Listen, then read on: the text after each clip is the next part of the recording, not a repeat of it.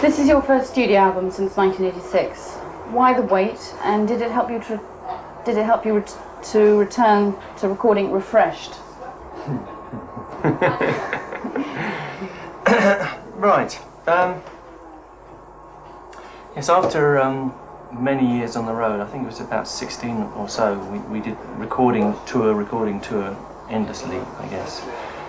We felt we needed a break, so after our biggest tour ever, which was 3 years ago, ending at Nebworth, where we did all football stadiums, we said, right, we'll take a little break. We're not going to split up, but we just need some space for ourselves.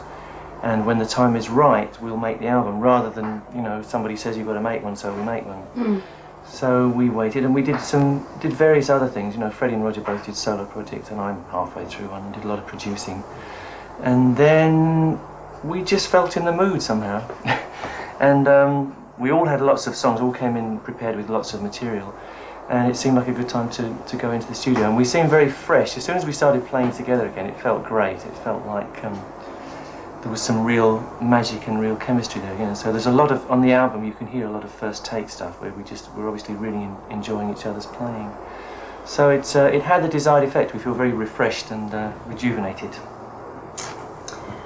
The album shows a wide variety of sounds. Could you talk about that?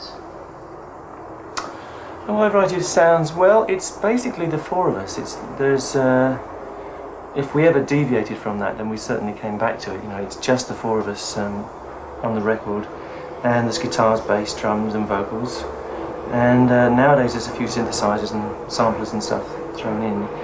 But we made a very conscious decision that the technology wasn't going to take us over, and we were going to keep the human element as far to the front as we could, and use the technology to preserve and augment that. So although it's a very techno-aware album, hopefully there's a lot of humanity in there as well. We think so. We think it's very exciting because as I say, we felt we're enjoying what we're doing, and the sounds reflect us as a group more than they have done the last few albums. You know, it's not like sit down with a drum machine and a synthesizer.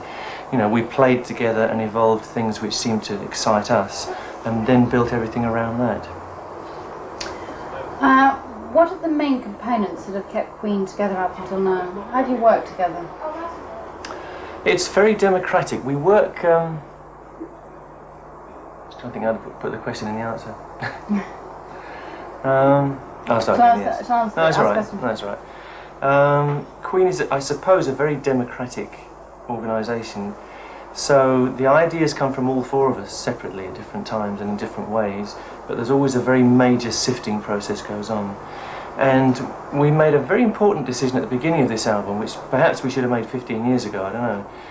But we said that everything that came out on this album would be credited to the four of us, so it would be written by Queen rather than by Brian, Freddie, Roger or John. And made a huge difference to how we worked in the studio. I think we all felt very... Instead of just being possessive about our own stuff, we got possessive about everything, and no one would leave everything alone. No one would leave anything alone, and that's a very, very healthy situation. You know, everybody argues over every note, and at the end of it, you have something which I think reflects us as a band much more than we have done in previous times. It also helps after the event, because when you finished your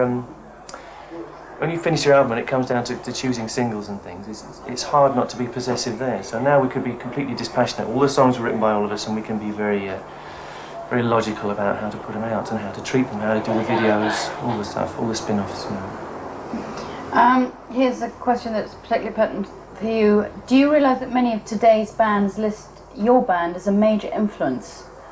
Was there a particular incident that drove this point home to you? Yes, I think, yes, I know a lot of groups now quote us as a major influence. I think things go around in circles. It's rather strange, because I think a few years ago no one would have said that, you know. But we have some competition out there. But I think particularly in America there's a whole stream of rock music which has us at one of its roots, you know, probably us and Aerosmith and I suppose The Who and the Stones and all those sort of things, but Queen is definitely something which is talked about now as a style, which I guess a lot of the new groups feed off. I think that's a very nice thing, you know, because people start where we left off, and happily we're still in a position to start where we left off, so we feel like we're still out there. Should we just... Simple question here. Hang on a second, Roxy. Do you want to do Roger after or what? Well, if it's not going to interrupt the actual video filming, we could do Roger later on.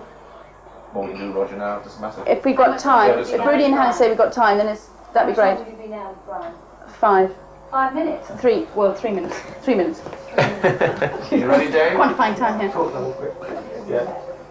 I could add one thing to that if you like. Can I add one thing? Because I like the Joe Perry thing. Is this for England or all over? This is for all over. Okay, It's for America and the world. Yeah, okay. Yeah. Okay, let me add something, yeah. I had a great moment with Joe Perry from Aerosmith, really. I was in a very depressed state because things were going very wrong in my life. And I sort of felt that maybe the group was slipping away as well.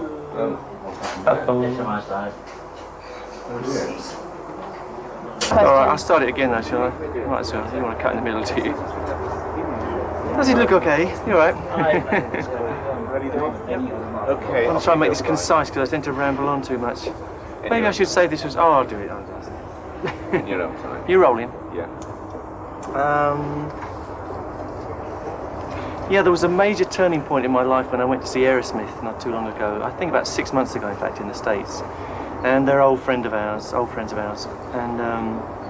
and have very similar background, except they come from a different place. They were slogging around the Midwest America when we were slogging around England and Europe, I guess. Anyway, to cut a long story short, went to see them, and after a long period of not doing very much, they were back on top, and it was great to see. And I talked to Joe Perry afterwards and said, it's great to see that. And at the time, I was very depressed, and I think, you know, most of my life was a problem. And I also thought maybe the group was slipping away, and I said, you know, probably if Queen came to America at this point, we couldn't get arrested, you know. And he said, well, it was the same for us. He said, you know, 3 or 4 years ago, there was no chance. And Joe said 3 or 4 years ago he had a suitcase and a guitar, and that's about all in the world, you know, after being a big megastar. Anyway, to cut a long story short again, I'm rambling on too much. He said, there comes a time, you know, you reach the bottom, and then there's only a way back up. So Queen, for a long time in the States, certainly became unknown, which is very strange, and it's great to see it beginning to happen there again. Great. Sorry, that was very untogether. You probably won't even fine. use that. No, there's some No. bits in there, Brian. One last question. What are you going to say? What do you want people to know about the miracle? I guess when people see the miracle, I want them to see the cover and see 4 people almost indistinguishable from each other, and I'd like them to feel that inside that wrapper there's a group who has almost the same feeling. It's a very closely knit group, and we're very much alive, and we're very much out there again, and we want to make you smile. Interesting. That's Wonderful. lovely. Thank you. Have you toured them?